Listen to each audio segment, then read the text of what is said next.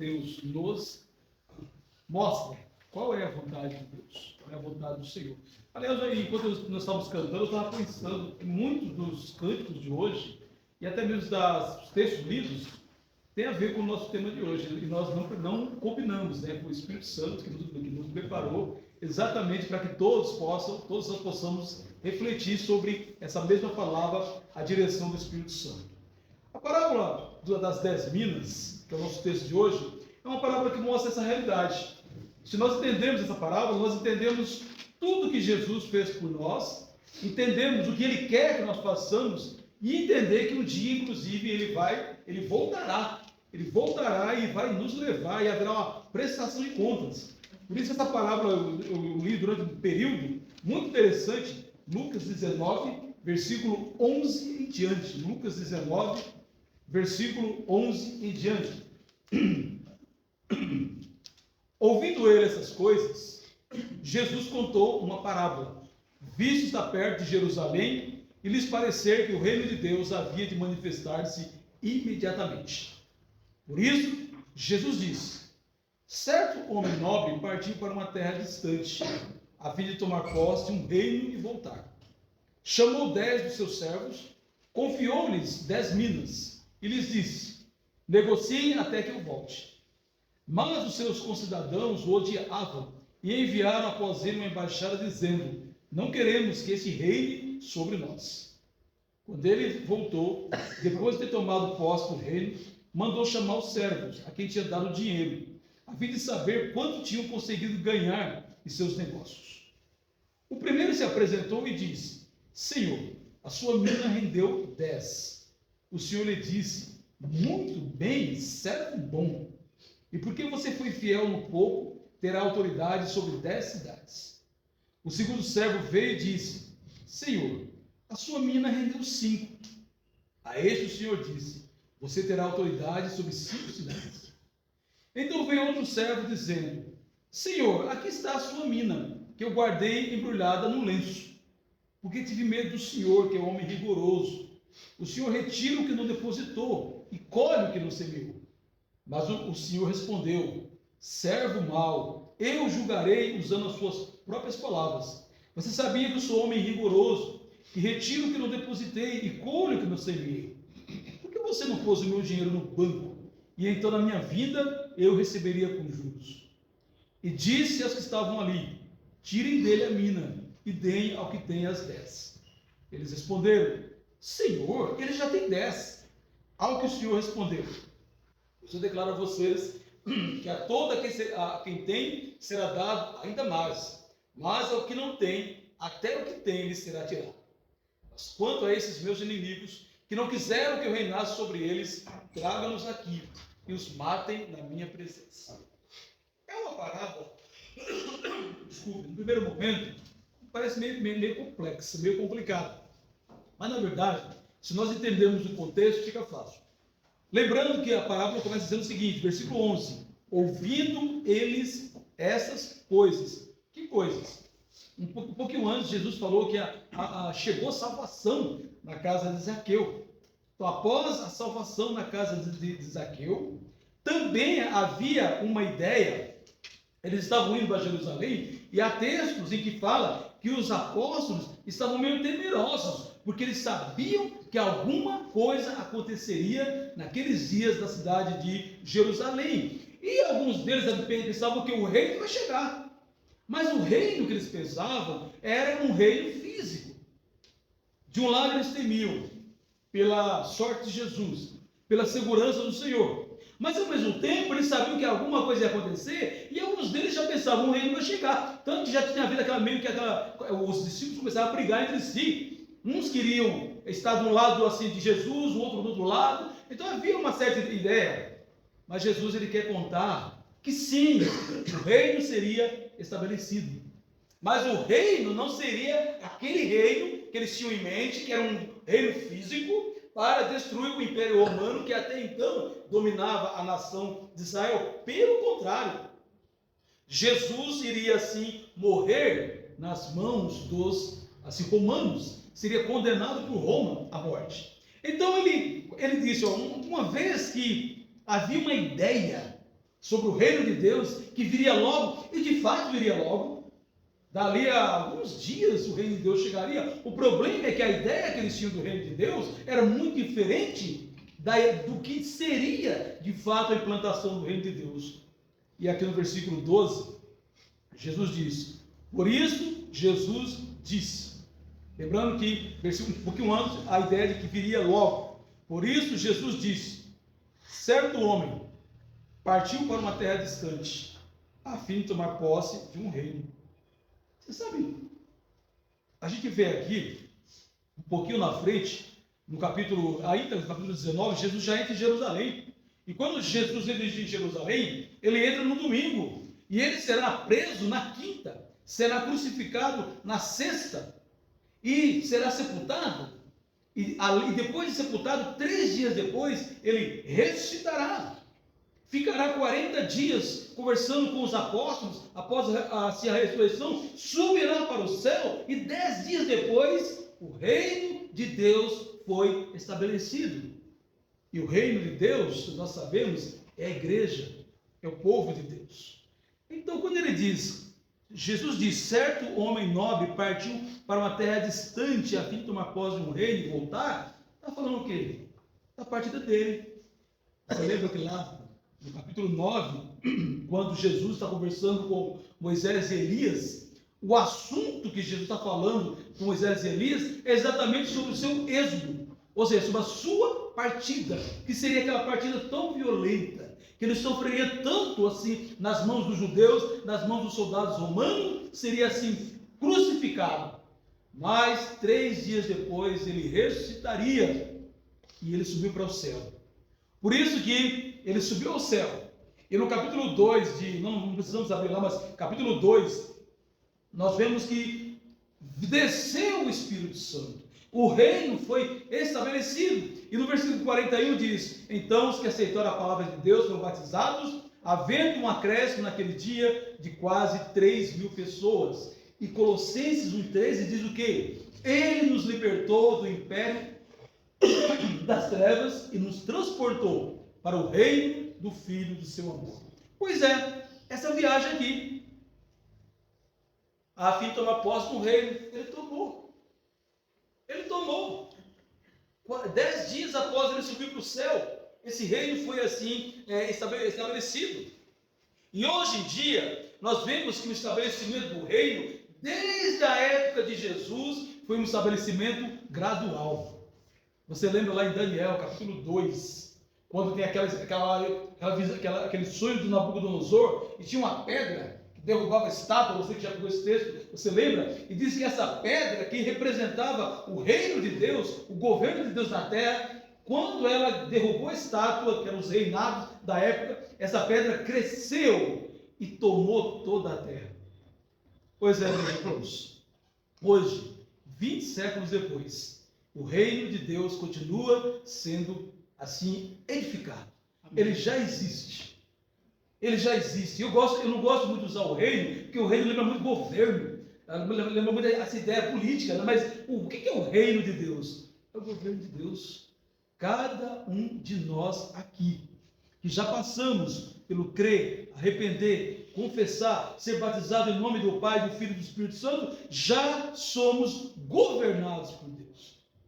Mas esse reino é gradual. Ele deseja nos governar cada vez mais individualmente. E ele também deseja nos utilizar para quê? Para que a gente influencie aqueles que ainda não fazem parte do reino de Deus. Lembra?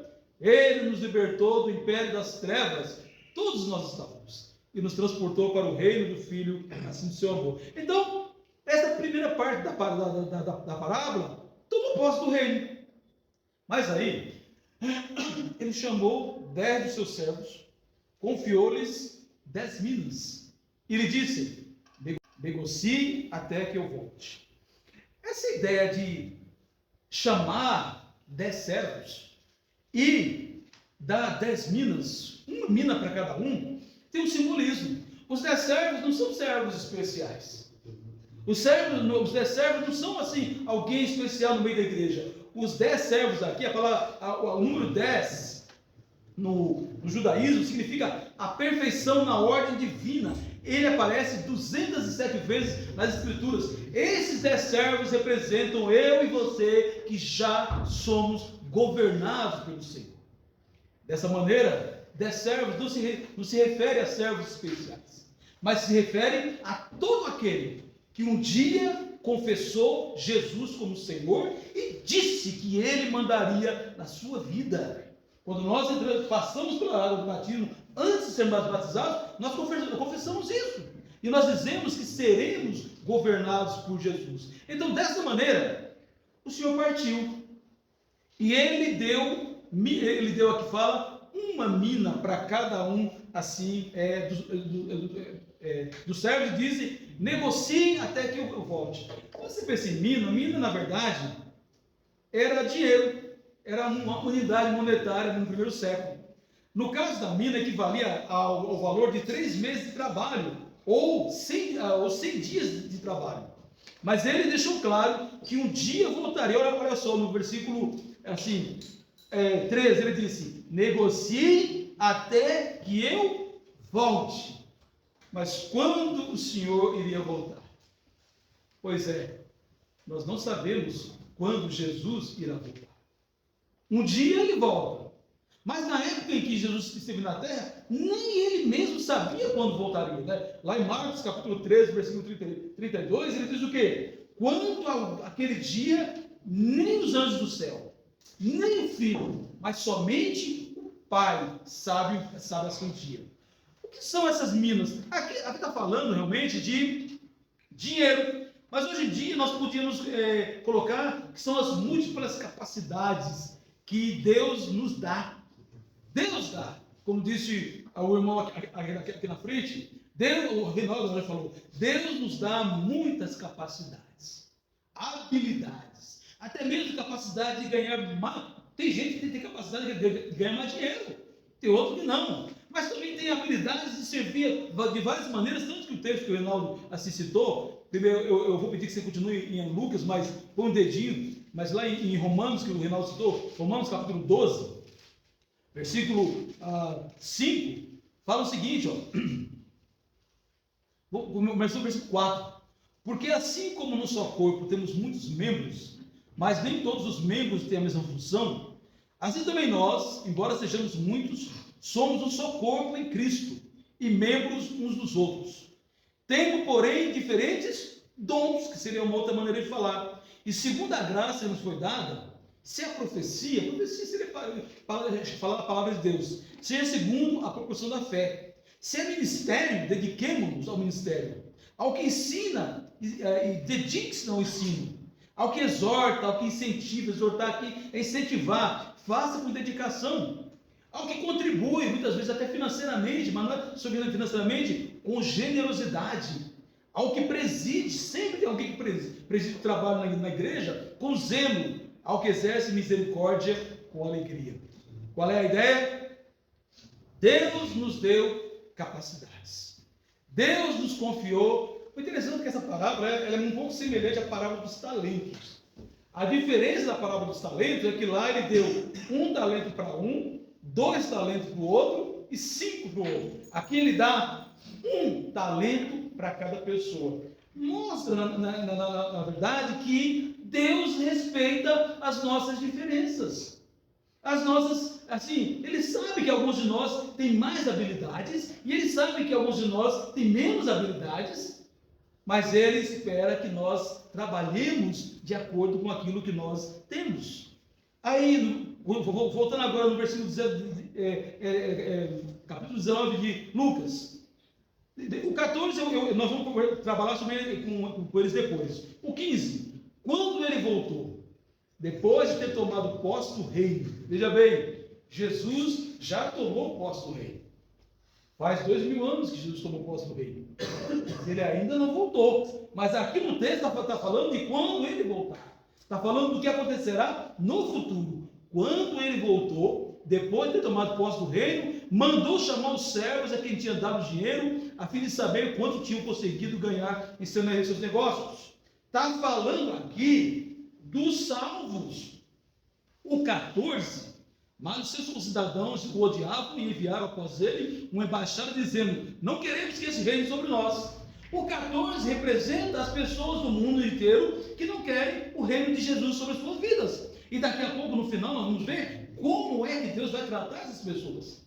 Agora, aqui está falando no 15, eu e você, que já aceitamos o Evangelho, que já permitimos que Jesus reinasse sobre nós, que já recebemos os talentos, os dons ou as minas, como a palavra de hoje, como é que Deus vai assim nos tratar? Ao voltar, após tomar a posse do seu reino, você lembra que lá em Mateus capítulo 28, versículo 20, diz: toda autoridade me foi dada no céu e na terra. Jesus disse, ele já tomou posse do reino, ele já reina sobre a sua igreja, já tomou posse, mas ele virá no momento oportuno. A palavra aqui, kairos, momento oportuno, momento correto, no momento dele, ele virá. E nós não sabemos quando vai ser. Pode ser hoje, pode ser amanhã, pode ser daqui a um ano, mas pode ser daqui a 100 anos também, porque nós não sabemos. Aí ele vai tratar do primeiro servo, versículo 16. Ele chamou os servos, prestação de contas. Vejam bem, não é interessante que o apóstolo Pedro diz, em 1 Pedro 5, de que o julgamento começará pela casa de Deus. E aqui está falando exatamente da casa de Deus. Versículo 16. O primeiro se apresentou e disse: Senhor, a sua mina, que era uma só, rendeu 10. Que coisa excepcional. Uma mina rendeu 10.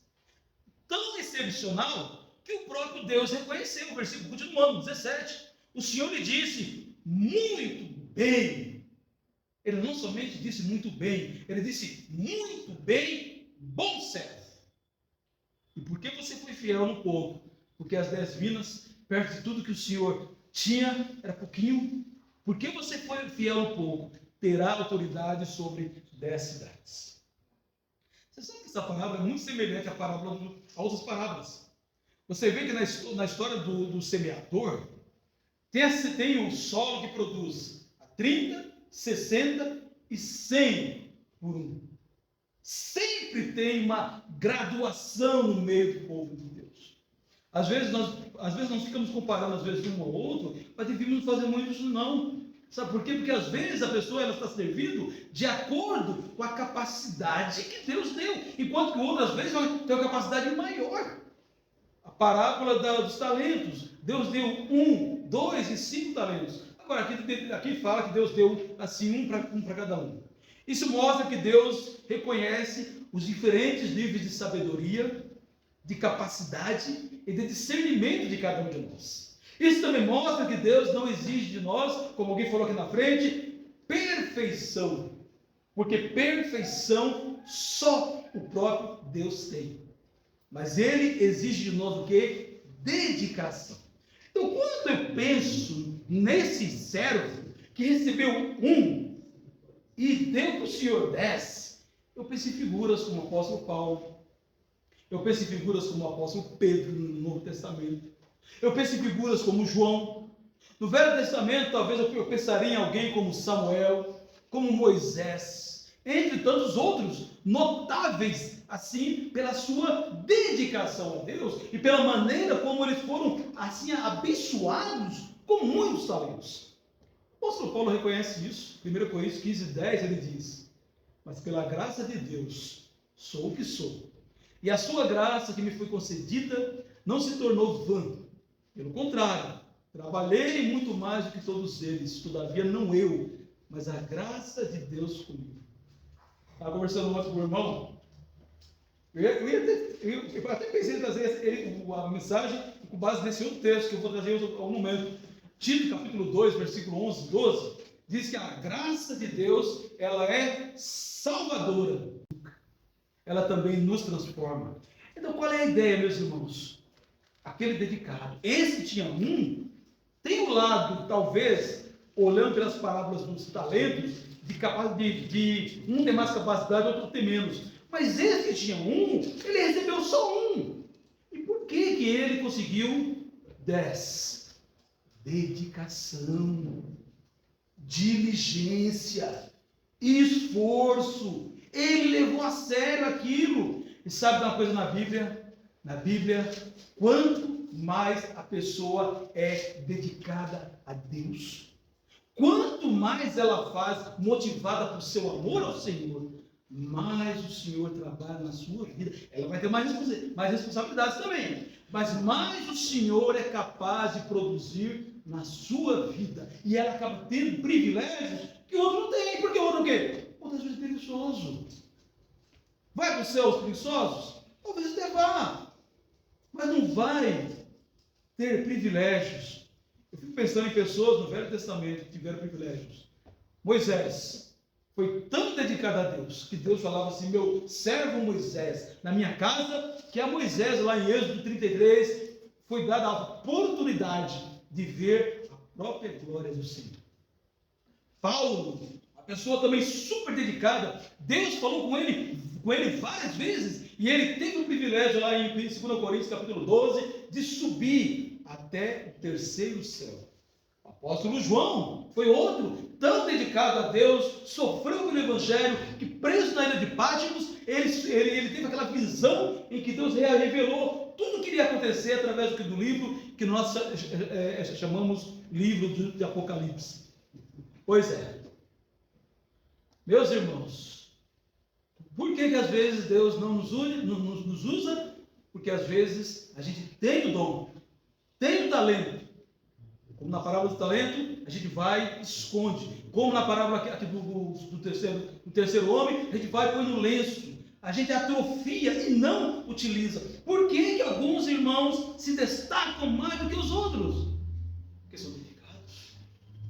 Porque se esforçam. Porque querem ser utilizados por Deus. Porque não tem tempo ruim, não tem preguiça, não tem frio, não tem tempo quente. É pau para toda a obra. E é a esses que Deus irá dar muito mais, como nós veremos no final. Só que na verdade dá a impressão que lá no céu, para esses mais dedicados, como Paulo, Pedro, João e tantos outros, haverá mais do que a salvação. Haverá os chamados galardões assim espirituais. Agora, aquele que é negligente, ou aquele que é preguiçoso, sabe aquela situação, nunca dá para nada. Nunca dá. Às vezes fica admirado com a falta de comprometimento de alguns irmãos. A gente está assim nesse processo de compartilhar o Evangelho. Eu sei que alguns não vão, que não podem, mas muitos irmãos não. Tudo bem que boa parte dos irmãos tem até ajudado financeiramente, mas muitos irmãos não têm colaborado por pura preguiça e negligência. Pois é. Quem é que vai julgar isso? É o próprio Deus. E no momento certo, no dia do juízo final, aquele que mais trabalhou, mais receberá. Ao mesmo tempo, não estou falando de salvação, porque 1 Coríntios capítulo 3, versículo 14 e 15 diz: se aquilo que alguém edificou sobre o fundamento permanecer, esse receberá recompensa. Se a obra de alguém se queimar, esse sofrerá dano, porém ele mesmo será salvo, mas como que através do fogo. Pois é, um dia Jesus volta, e todos os que permaneceram fiéis a ele receberão a vida eterna. Mas por essa parábola, você que é mais dedicado, você que às vezes os irmãos falam assim: eu não faço mais, porque eu trabalho. Bom, a maioria de nós, acho que não tem nenhum de nós que não trabalha. Mas o irmão dedicado, ele tem dupla jornada. Ele tem o trabalho dele, lá na firma, onde ele trabalhar, mas ele ainda acha tempo extra para se dedicar ao Evangelho, para pregar o Evangelho, para viver o Evangelho, para aplicar aquilo que tem aprendido do Evangelho, para utilizar os dons e talentos que Deus tem dado. Pois é, esse, quando Cristo voltar, a Bíblia dá a entender que receberá galardões especiais. Paulo talvez seja um grande exemplo para nós. Ninguém, talvez, na Bíblia tenha se destacado no Novo Testamento como Paulo. 40 congregações da Igreja de Jesus, no qual ele participou no estabelecimento, E dos 27 livros do Novo Testamento, 13 foram escritos por Paulo. Por quê? Paulo talvez seja o grande representante desse servo, que recebeu uma mina, mas trabalhou duro e trouxe 10. Mas sabe, quando eu vejo Paulo, eu falo assim, ai, eu nunca vou chegar onde Paulo chegou. Talvez não tenha tanto talento assim como ele tem, ou talvez não seja tão dedicado como ele é dedicado. Aí nós vamos para o 19. O 18. O segundo servo veio e disse: Senhor, a sua cidade rendeu 5.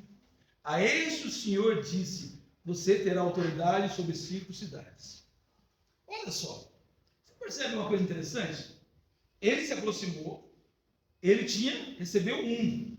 O primeiro deu 10, mas esse deu 5. Você percebe que Deus aprova, mas não é com aquele. O primeiro. Quando o primeiro diz, 10, Senhor, 10, olha o que o Senhor diz: muito bem, servo bom, você foi fiel no pouco, terá autoridade. Agora o segundo, o que o Senhor diz? Você terá autoridade sobre 5 cidades. Qual é a ideia? Está salvo, foi aprovado, mas não com tanto louvor. Sabe quando a gente faz uma prova e recebe, às vezes, alguns recebem 10, mas alguns recebem 10 com louvor. Talvez o primeiro tipo é aquele que recebe 10 com louvor. O outro também vai ser aprovado, mas não assim com tanto louvor. Então, quando eu penso em servos dedicados a Deus, eu penso em servos como Paulo, Timóteo, Barnabé, entre tantos. Mas tem alguns, meus irmãos, e talvez seja a maioria de nós, são os anônimos, são aqueles que não aparecem tanto, são aqueles que não se destacam. Por que na Bíblia alguns são destacados? Porque se dedicaram, permitiram-se ser trabalhado por Deus. Agora, olha só em Atos capítulo 11, versículo 20 a 21. Deixa eu confirmar se é Atos 11, 20 a 21. Atos 11, 20 a 21. É isso mesmo, Atos 11, 20 a 21. Quando o evangelho chegou na cidade de Antioquia, olha só, alguns deles, porém, que eram de Chipre e de Cirene, e que foram até Antioquia, falavam também aos gregos, anunciando-lhes o evangelho do Senhor. A mão do Senhor estava com eles, e muitos crendo se converteram ao Senhor. Aí eu pergunto, qual o nome desses irmãos? Eles tinham filhos? Como era a vida deles? Eles moravam, a gente não sabe. A gente não sabe. A palavra de Deus se limita a dizer alguns irmãos. Pois é, no dia do juízo final, vai ter nomes escritos no livro da vida, como Timóteo, Barnabé, Epafrodito, pessoas que a própria Bíblia destacou. Mas vai ter aqueles não destacados, aqueles que serviram. Sabe por quê, meu irmão? Tudo aquilo que a gente faz para o Senhor, Ele vê. 1 Coríntios 15:58, ele diz: sede abundantes na obra do Senhor, porque assim, no Senhor o vosso trabalho não é vão. Tudo o que você faz para o Senhor, utilizando a mina que Deus te deu, os talentos, as habilidades, talvez não apareça tanto. E nem devemos fazer vai aparecer, é que tem alguns, o primeiro tipo trabalha tanto que não tem como não aparecer. O segundo tipo talvez trabalhe, mas às vezes não aparece. Mas lá no céu está anotado, está aparecido. E esses também, com certeza, receberão o seu galardão. Olha só o que ele fala no versículo 18. A este o Senhor disse: você terá autoridade sobre 5 cidades. Interessante que Deus, ele chamou 10 servos. Mas ele, na verdade, o texto aqui só mostra como Deus lidou com 3 servos. Por quê? Porque talvez só existam 3 tipos de servos que vão chegar diante de Deus. O servo aplicado, dedicado, que acaba quase sempre sendo minoria ou número não muito expressivo. Os servos dedicados, mas nem tanto. Mas tem aquele servo negligente. Olha só, versículo 20. Então veio outro servo dizendo: Senhor, aqui está a sua mina que eu guardei, embrulhada no lenço, porque tive medo do Senhor, que é homem rigoroso, E aí ele começa a dar assim as suas desculpas. Interessante que o Senhor fala assim: você é um servo mau e preguiçoso, né? Servo mau, versículo 22. Mas o Senhor respondeu: servo mau, eu julgarei usando as suas próprias palavras. Na parábola dos talentos tem um adicional. Quanto ao servo inútil, na parábola dos talentos, lance-no para fora, nas trevas, ali haverá choro e ranger de dentes. Qual é o problema do servo negligente? Servo negligente é aquele que quase não lê a palavra, aquele que não se preocupa em aplicar, aquele que não está nem aí para evangelizar os outros, aquele que acha, eu Deus está bem, está tudo bem, eu vou ser salvo. O problema desse servo negligente é que ele pode ir para o céu sim, mas muitas vezes a sua negligência vai ser tão grande que isso vai acabar fazendo ele se afastar, até um ponto em que ele pode até perder a sua salvação, se nós compararmos com a parábola dos talentos, que é muito semelhante assim, a essa parábola. Então ele diz assim, você mesmo vai ser assim julgado. E Jesus, ele fala da ideia no Novo Testamento, sempre a ideia, o servo que produz muito, vai assim ser mais abençoado, trabalhado por Deus. O servo que não produz, corre o risco do quê? De ser até tirado do meio. Olha só, não precisa abrir lá, mas João 15:1. Todo ramo, estando em mim, não der fruto, ele o corta. E todo que dá fruto, ele limpa, para que produza mais. Essa semana, eu estou lendo Efésios, eu falei sobre aquela armadura de Deus, calçar os pés com a preparação do Evangelho da Paz. É uma das armas espirituais. Por que pregar o Evangelho é uma arma espiritual? Porque uma pessoa que prega o Evangelho é praticamente impossível cair da graça de Deus. Sabe por quê? Pregando aos outros e abençoando a vida dos outros, a palavra volta para ela. E essa palavra vai incentivá-la, essa palavra vai ajudar. Quantas vezes eu já saí desanimado com os meus problemas pessoais, até com as minhas neuroses, e eu fui pregar a palavra, hoje em dia, muitas vezes online também, e eu vou lá e falo da palavra para a pessoa, deixa ela ciente. Eu não sei até que ponto a palavra fez diferença na vida dela, mas fez na minha vida. Sabe por quê? Porque essa palavra voltou, e ela me confortou, ela me corrigiu, ela me disciplinou, ela encheu meu coração de esperança. Aí depois que eu volto daquele estudo bíblico, eu sou o mais abençoado. Por isso que é um privilégio. Ele fala, todo que dá fruto, ele limpa, e Jesus fala que a limpeza é pela palavra, para que produza mais fruto ainda. Se alguém não permanecer em mim, esse será lançado fora, a semelhança do ramo, e secará. Apanho, lanço no fogo, e assim o queima.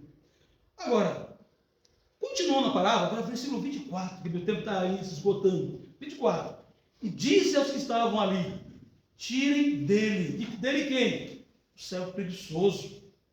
O servo assim que não queria saber nada. O servo que negligente. O servo que escondeu a mina do seu senhor. Tirem dele. E deem ao que tem 10. Meus irmãos, esse texto é uma lição para nós assim, tremenda. Você sabe que esse texto, essa palavra, é um princípio de vida para toda a nossa vida, não somente na vida espiritual, mas para toda a vida. Olha só, o cristão fiel, que se aprofunda no conhecimento da palavra de Deus, de sua vontade, é cada vez mais sábio, é cada vez mais transformado. Especialmente se ele aplica essa palavra, se ele prega essa palavra, se ele está constantemente comparando a palavra de Deus com a vida dele e procurando mudar, procurando ser transformado, esse é diligente. Ele não busca assim, ele busca conhecimento. Agora, um cristão displicente não busca conhecimento, não se contenta, assim, se contenta às vezes em se alimentar de esporádicos textos bíblicos que lê, não prega para os outros, a palavra é só para ele. Esse é displicente. E olha só o que o livro de Hebreus, esse texto é importante, nós lemos, Hebreus capítulo 5, versículo de 11 e 12, fala do servo assim, displicente. Hebreus 5, 11 e 12, diz o seguinte: a esse respeito, temos muitas coisas a dizer, coisas difíceis de explicar, porque vocês ficaram com preguiça de ouvir. O problema de muito cristão é a preguiça. Eu não tenho tempo, eu não estou com vontade, está frio, está muito quente, é muita noite, é muito cedo, várias e várias desculpas. Então ele falou assim: ó, vocês ficaram com preguiça de ouvir, pois quando já deviam ser mestres, levando em conta o tempo decorrido, um irmão que acabou de sair do batismo, das águas do batismo, é compreensível que ele ainda está crescendo. Mas um irmão com décadas e décadas de vida cristã não poderia ser tão preguiçoso como está aqui. Ele diz assim: ó, pois quando já deviam ser mestres, levando em conta o tempo decorrido, vocês têm novamente necessidade de alguém que lhes ensine quais são os princípios elementares dos oráculos de Deus. Passaram a ter necessidade de leite e não de alimento sólido, porque alimento sólido é para os maduros, é para aqueles que se esforçam, é para aqueles que não são preguiçosos, é para aqueles que são diligentes. A razão da falta de crescimento dos irmãos aqui no livro de Hebreus é uma só: a preguiça. Agora, esse texto também, de você se dedicar, é um texto que se aplica para tudo. Sabe aquele funcionário, e a maioria, infelizmente, é assim, que faz apenas aquilo que lhe mandam? Eu conheço alguns do meu trabalho. Você pede para a pessoa fazer um negócio lá e fala assim: não, mas esse não é meu serviço. Esse não é meu serviço. É fulano. Esse é um relaxado, preguiçoso. Agora tem aquele funcionário, e modéstia à parte, eu me esforço pensando desse. Eu faço. Esse é meu serviço? Mas eu quero aprender mais. Esse é o meu serviço? Mas se alguém pediu algo um pouquinho a mais, eu faço arranjo meu tempo e dedico. Pois é. Sabe aquele funcionário que é pau para toda obra, como diz como a gente fala? Pois é. Esse funcionário é aquele que, quando aparece uma oportunidade de crescimento, é esse que os seus superiores buscam. Aí, às vezes, aquele outro lá, que só faz... Sabe aquele funcionário que, meu horário, lá no trabalho, das 9 às 17. Aí, marca o ponto, 9 horas em ponto. Aí, quando é 17 horas, marca e vai embora. Aquele funcionário que tem uma hora de almoço, e às vezes até almoçou e tem uns 10, 15 minutos a mais, fala assim: mas eu não vou trabalhar de graça com meu patrão. Pois é, esse é o medíocre. E talvez permaneça na sua mediocridade a vida inteira. Agora, aquele funcionário, que não tem problema ficar meia hora a mais. Olha, você pode ficar até uma hora a mais. Aquele que acabou o horário de almoço, aí acabou o horário de almoço, já almoçou mesmo, já descansou, vou voltar para o trabalho. Pois é, esse é que muitas vezes vai ter oportunidades na vida. Aí esse que é preguiçoso vai dizer assim: eu sou perseguido, não me dão oportunidade, aquele lá nasceu não sei que maneira, aquele lá ele é sortudo. Não, aquele lá é esforçado, e por isso conseguiu aquilo que o preguiçoso não conseguiu. Você percebe que esse texto acaba tendo uma aplicação até certo ponto nesse sentido. Versículo 19, para a gente assim, meu tempo já passou. Versículo 19, não.